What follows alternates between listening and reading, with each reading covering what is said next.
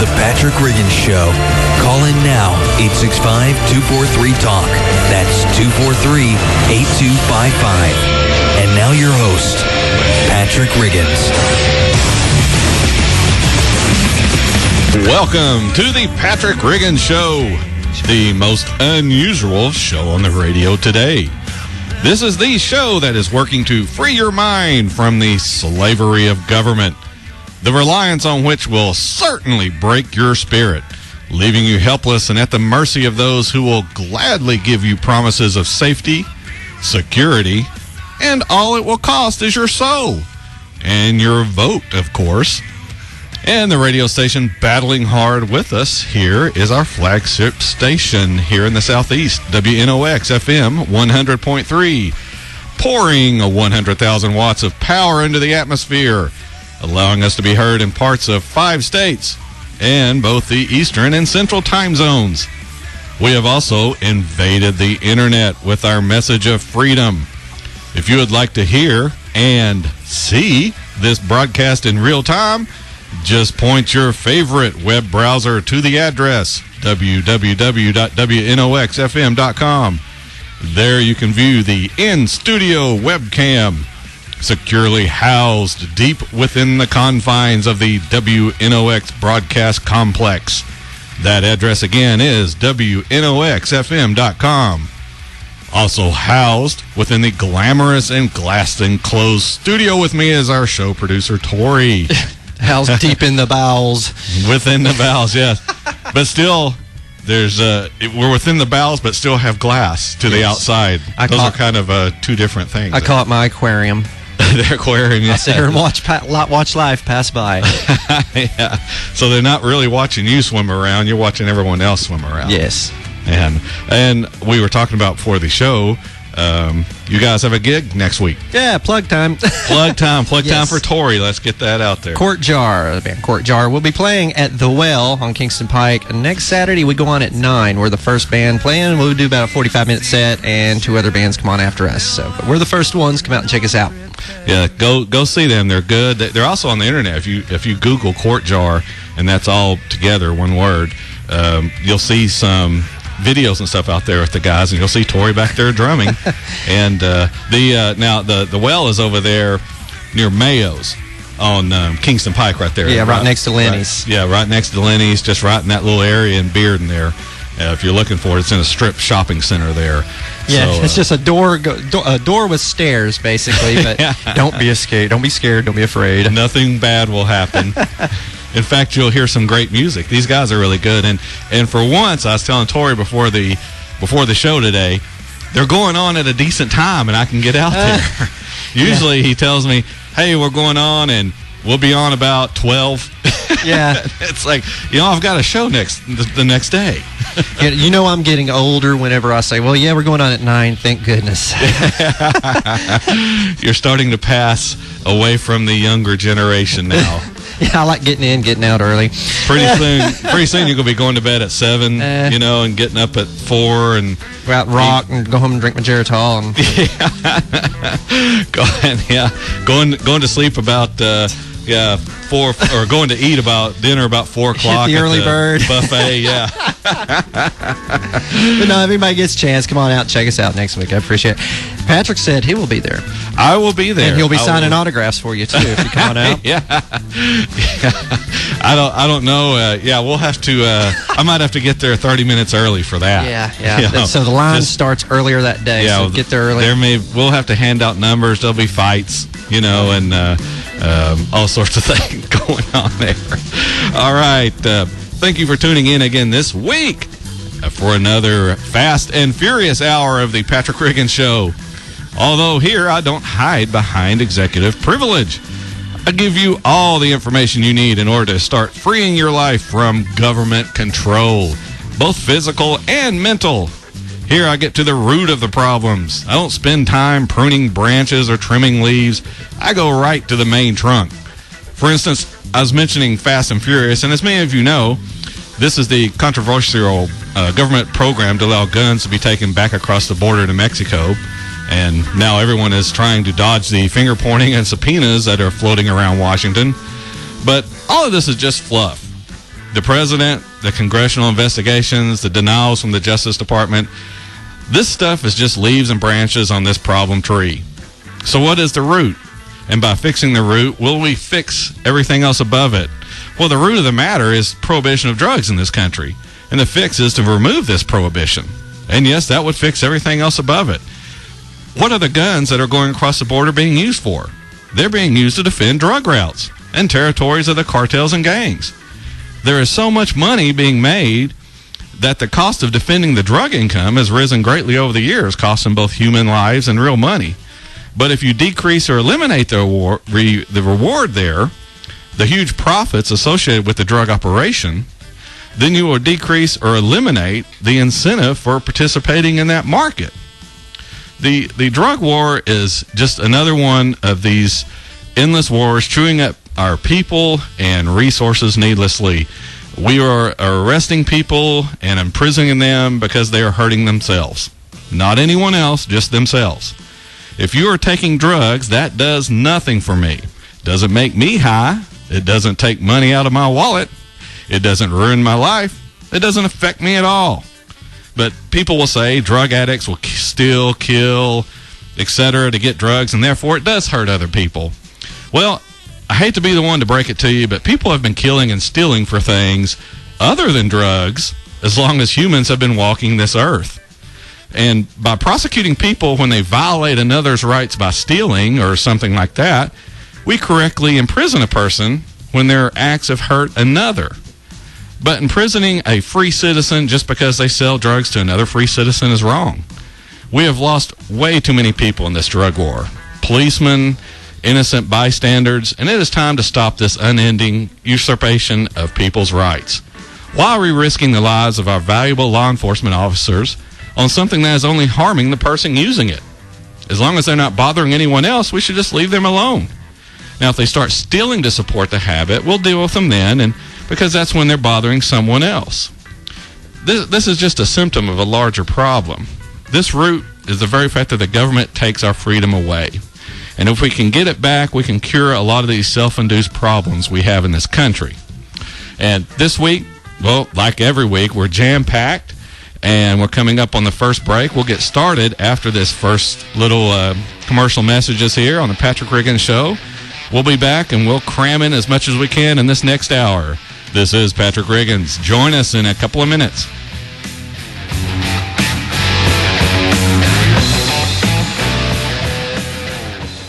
Fighting for freedom, liberty, and the restoration of the Constitution. The Patrick Riggins Show. Call in now at 865-243-8255. That's 243-TALK. And now your host, Patrick Riggins. And this is Patrick Riggins with the Patrick Riggins Show.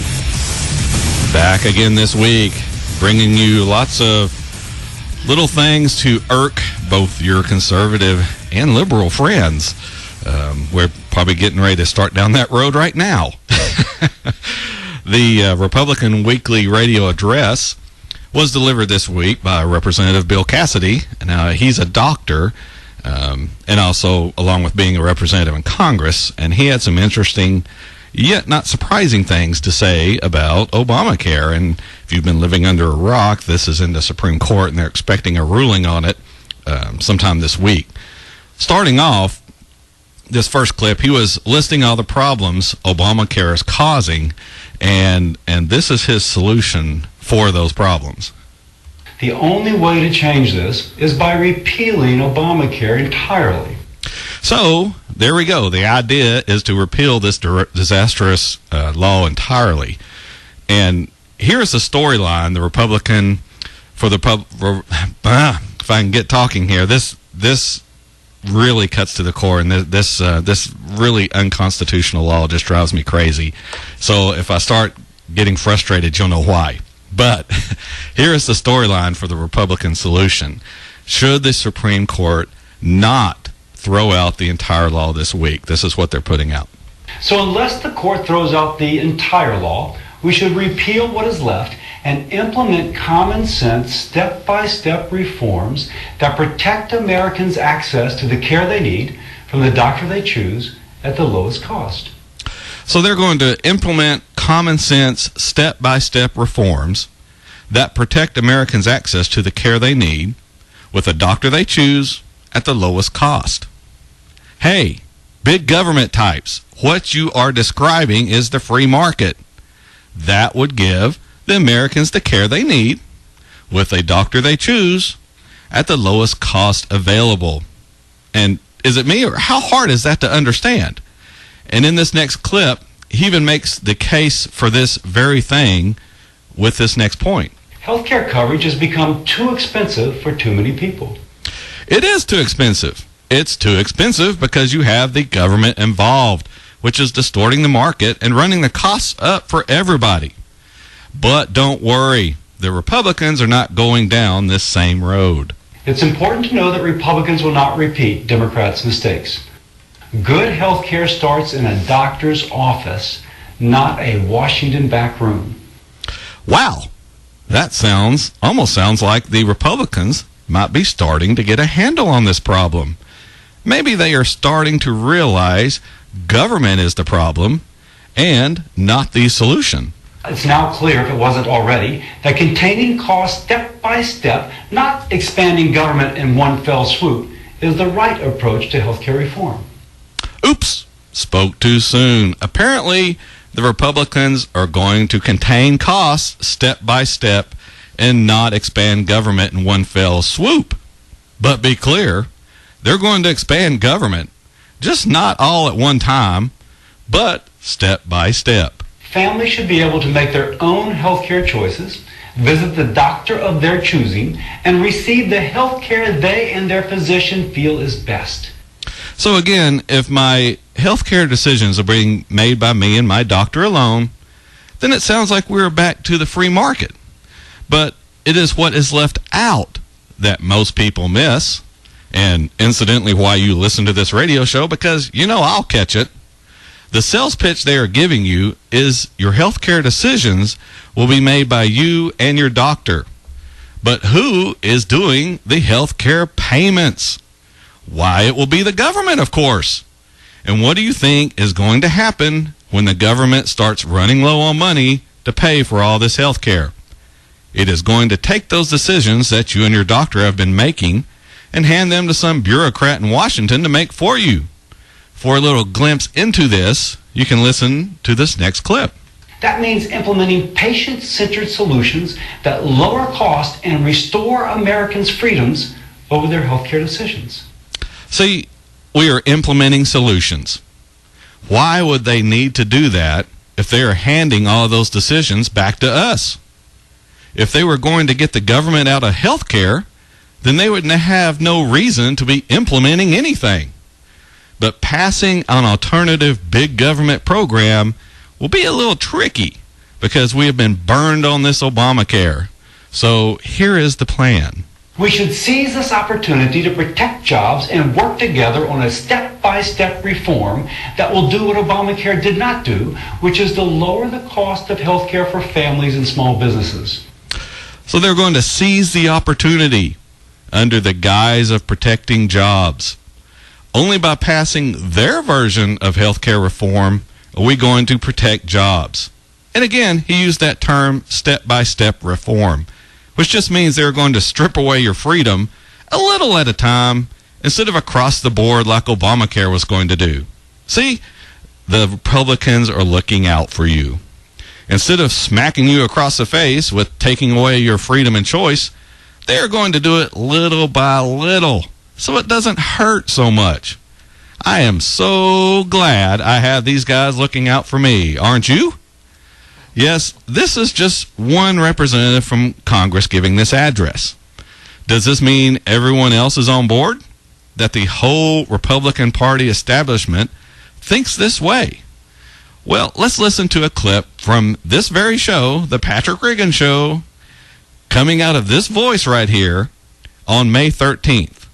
To set it up, I was discussing a speech by Mitt Romney and playing a short part of it that is extremely indicative of how these people are thinking. Listen to this next part and see how he sneaks this in right before the applause. And I will repeal and replace Obamacare.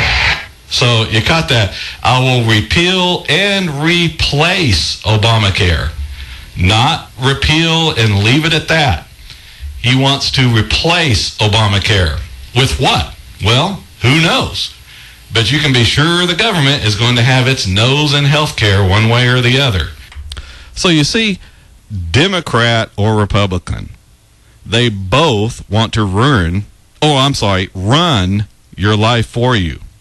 They are all big government knows best type of people. But according to the radio address this week, the Republicans just won't screw you all over at once. They'll take their time doing it, which apparently is supposed to make you feel a little better about it. It's the boiling frog, It's the boiling frog, exactly. Bring the heat up slowly. It won't jump out. Yeah. Both sides of this aisle, Democrat and Republican, are starting to sound a whole lot alike. To prove it, I have 2 clips here so you can compare them. Now, they don't sound completely the same because the parties have some mild differences between them. Not much, but just enough to sound slightly different. First, we'll listen to the Democrat side.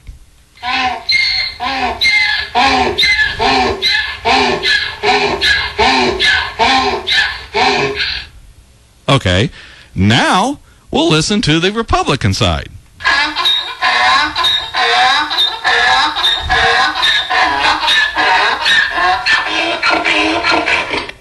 Wow, I must have screwed up here. I must have the wrong clips. Tori, I don't know. Did that sound like just a couple of jackasses, or was that me? No, it sounded right to me. Okay. I wish I had the clips of both the Democrats and the Republicans, but I guess I'd loaded them up wrong, and I just have a couple of jackasses making a lot of noise. No, you pretty much have it right.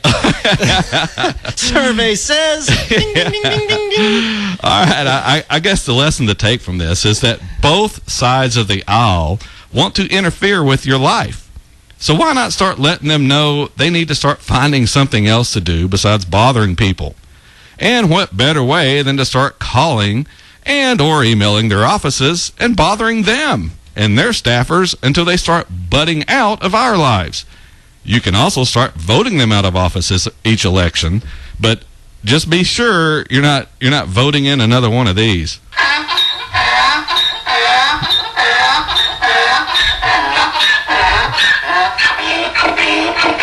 So, do you think that might start generating some calls to station management, Tori? I don't know. Yeah, maybe from some congressional offices. You might be insulting the donkey there, though. Yeah, exactly. I'm giving the donkey a bad name. Oh, I guess it's a good thing I own the show. That way, I guess I could take my time slot away, but they can't really take the show away. At least and the listeners will know. This show, we do not compromise on our principles, even if our elected representatives are going to. And speaking of, that's kind of all I had to say about that address, and I think that pretty much says it all. Yeah, pretty much, nutshell. Speaking of principles, I want to jump off base here just a little, because everybody, I'm sure, have heard of this. You've probably read or even watched the video of these kids berating the school bus monitor in New York. And did you see that, Tori? Did you? No, I didn't see it at all. Don't even go look at it because it'll just make you mad. Alrighty. But as of yesterday, I wanted to say I was reading that more than $600,000 has been donated to Karen Klein, which was the 68-year-old grandmother in the video. And she's also been offered a free trip to Disneyland for herself and 9 guests by Southwest Airlines. So way to go, Southwest Airlines there. And, this is just a great example of how people pull together to help one another without the government sticking its nose into the matter. But, of course, now, wait a minute. They are sticking their nose into the matter. They asked an IRS spokesman, and he declined to comment Friday whether Mrs. Klein would be responsible for paying taxes on all this money being donated to her. That would be a yes. Yes, that's when they decline to comment, that means yes. And when it's the IRS. Oh, especially. They want that money. And Karen's not an official charity. So the government was probably going to decide she owes taxes on over $600,000. So, yeah, nothing like the government. They have such a huge heart. We just love them so much here.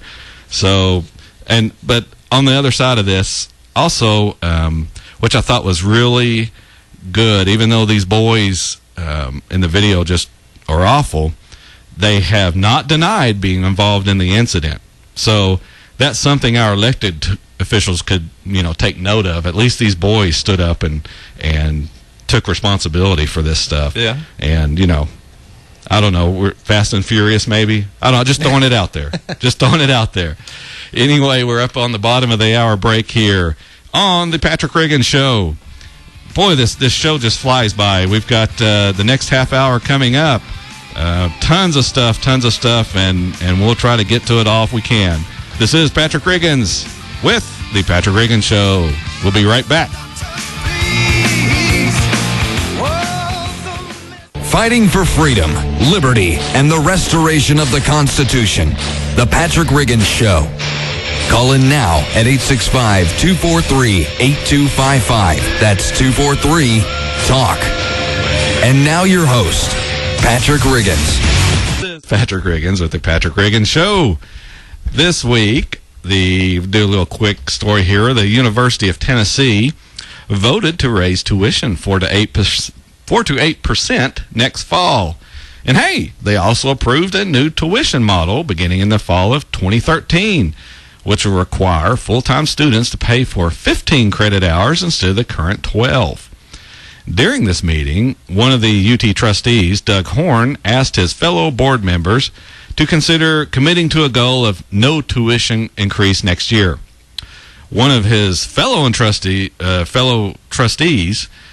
for UT, Jim Murphy, immediately rebuffed him and said the expectation that the board could go without a tuition increase is unreasonable and goes against the historic model of funding education in Tennessee. Wow, what an admission. Going without a tuition increase goes against the historical model of funding education in Tennessee. Mr. Murphy is completely correct. School systems are always asking for more funds. Even our local school system here in Knox County has been fighting for more money, though it's through a tax increase on all of us, of course. As a quick side note, since 1970, the number of public school students has increased by about 9%, while the number of public school employees, which is your teachers plus everyone else, has increased by 96%. That's almost 100% for if you were educated in that school. So thank you. Yeah. Over that same time period, the amount of money per student has increased tremendously, and scores on the National Assessment of Educational Progress have stayed flat at best. Along with the tuition increase news, the administration noted the staff and faculty are underpaid when you reference a similar institution. But what never is mentioned is if the faculty to which they are comparing themselves are overpaid, and thus skewing the results. Maybe the faculty at UT are paid about right, and everyone else is overpaid. So you may be asking, Patrick, how can this happen? Patrick, how can this happen? Thank you, Tori. I can hear you say it. When people are yelling at the radio, it doesn't come through. So, but the reason this is happening is because the good old government is distorting the market again. See, everything government gets involved in ends up raising the costs for everybody. Look at health care. They have run the price there sky high. And now they're doing the same thing at colleges. By funding these student loans through government guarantees, it results in more students attending school. And according to supply and demand, it's going to start raising the costs of doing so. You know, it's interesting to note how many liberal and outright socialists are on these college campi that preach how bad capitalism is and how the market screws people over. That is, of course, until it involves their paycheck. But to stay loyal to their agenda, their solution is for government to entirely subsidize college education for everyone, ensuring the professors will have plenty of students to charge the government for, quote, teaching, if this is what you want to call what they're doing. I would counter it as more along the lines of propagandizing or just outright ripping off. Because many times these colleges sell a student a product for which there is no market. And when the student graduates and cannot find a job, where is that academic advisor now? Why, still back at their cozy job at the school, selling some other sucker on a major that does not have a marketable value. In case you think this is an overreaction on my part, here is what the UT president stated. Quote, "The Board of Regents aren't our enemy. They're in business, too, of producing what's good for Tennessee, and that's producing more graduates," unquote. Never mind if they cannot get a job with the major they were sold by the school. That's not the school's problem. It's getting you in, getting your money, and getting you out the door so they can get another pigeon in your place. Now, I'm not saying don't get a higher education. I'm saying if you're a student, do your own thinking and research. Don't just accept what your student advisor is telling you. It is your money, and they are getting more and more of it each semester. Just make sure they earn it. And along those same lines, Congress seems to be closing in on a deal which would head off a July 1st doubling of the interest rates on federal loans to college students. The goal is to get the legislation passed, which would keep the current rate of 3.4% for another year. Now, according to Democratic aides, the deal would cover the $6 billion price tag of the program by charging companies more to insure pensions and changing rules so companies could take fewer tax deductions for their contributions to those pensions. Now, is this not one of the most asinine schemes you ever heard of? Or is it just me? Am I the only one who sees this absolute lunacy in this? So the government is subsidizing loans, which, by the way, it has no constitutional authority to do. And by subsidizing, that means you, the taxpayer, are paying for the cost. But to fund this, we're going to charge companies to insure pensions. Again, something that is not constitutional and the government has no business doing. But they're going to do that and change the rules so companies get fewer tax deductions. So let's get this straight. We are going to subsidize student loans, and to pay for it, decrease the amount of money companies have so they cannot hire these students when they graduate. So that's our government. That's how they think. They never plan ahead. They never see the big picture. All they see is these bureaucrats see their little microcosm of their job, and by working towards that, usually they end up screwing other people. And that's government for you. And the less of it we have, the less chance that has of happening. Anyway, we're up on the last segment already. Tori, can you believe we're to the last segment already? Goes quick. Goes extremely quick. This is Patrick with the Patrick Riggins Show. We'll be back with the fun-filled and exciting last segment after these messages. Join the fight for freedom, liberty, and the restoration of the Constitution with me, Patrick Riggins, here on WNOX every Sunday afternoon from 4 until 5 p.m. Every week we will speak candidly about overspending in our governments, overreaching in our civil liberties, and underappreciation of the founding principles that have made this country so great. So join me, Patrick Riggins, for the Patrick Riggins Show every Sunday from 4 until 5 p.m. exclusively on WNOX. Fighting for freedom, liberty, and the restoration of the Constitution. The Patrick Riggins Show. Call in now at 865-243-8255. That's 243-TALK. And now your host, Patrick Riggins. Welcome back.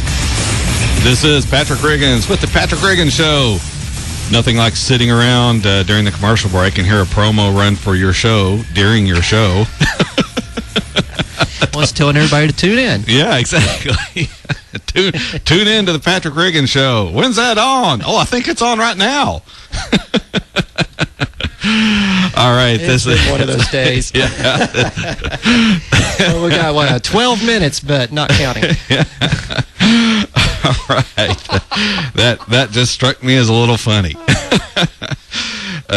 Real quick, I want to note, just in case we don't get this in at the end of the show, Tori, you're playing again at the Well this Saturday. Yeah, 9 o'clock. 9 o'clock at the Well down there in Bearden. And I wish I could remember the other two bands that's playing. But Oh, who can't. cares? I'm sorry. You know, it's not even important. I mean, Court Jar, that's the one we're worried about. I think the other one was what, Aerosmith, some little garage band or something like that. Aerosmith. Yeah. All right. Real quick, this is the last segment of the Patrick Riggins Show, and I tell you, this show just flies by, and I have a hard time trying to cram everything in, but we're going to see what we can do here. This week, there is a story out on, where is this? FoxNews.com, and it's talking about a 14-year-old Phoenix boy shot an intruder who broke into his home while brandishing a gun as the teenager watched his 3 younger siblings, police said. The teen and his brothers and sisters were at home alone at their residence when a woman rang the doorbell Friday. The teen didn't open the door because he didn't recognize her, police officer James Holmes said Saturday. Soon after, he heard a bang on the door, rushed his siblings upstairs, and got a handgun from his parents' bedroom. When he got to the top of the stairs, he saw a man breaking through the front door and point a gun at him. The boy correctly shot the 37-year-old man, who now is in critical condition but expected to survive and will be booked into the jail. The woman who rang the doorbell, she got away. Holmes, the police officer, hailed the teen's actions. He said, "The police, and indeed our community, does not ever want to see a situation where a teenager of that age has to take a weapon to protect his family. But this young man did exactly what he should have done," he said. "I'm not sure he gave full thought to about what he had to do. He just acted." Holmes said, again, that's the police officer, said the gun the teen grabbed was his father's. He said the family, whose names have not been released, are declining to speak to reporters about the ordeal, saying that they are all pretty traumatized. Holmes added that the family is lucky that the teen acted so swiftly and effectively. And the reason I wanted to mention this particular story is because it demonstrates why all the liberals who howl and moan about kids and guns and how parents should lock all guns up so the children cannot get to them are just flat out wrong. Had this gun been locked away, who knows what would have happened to these children? Apparently, the motives of the burglars were not pure. They were breaking and entering and had a pistol with them. And apparently, the guy breaking in was prepared to use this pistol, as evidenced by the fact he pointed it at the teenager. Now, I can hear the gun control nuts screaming at the radio. You know, this is an isolated example. Children are killed playing with handguns. They should be locked away. You can hear them out there, can't you, Tori? Yeah, they're all isolated. Yes, but how many times have these same people argued for trading away our liberties and freedoms for some perceived safety because, as they'll argue, if it just saves one life, then it is worth it? Or so their arguments go. Well, here, it saved the life of 4 children. 4 young, innocent lives saved because the father was smart enough to not lock up his pistol. And to teach his children gun safety. What to do. Exactly.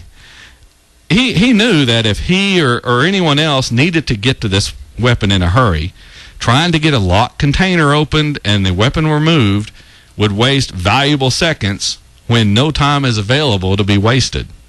And how many times have liberals argued about having a gun in the house with children present, that these children simply cannot resist the urge to play with that gun? You know, but obviously the 14-year-old knew where the gun was stored because he immediately grabbed it when trouble started.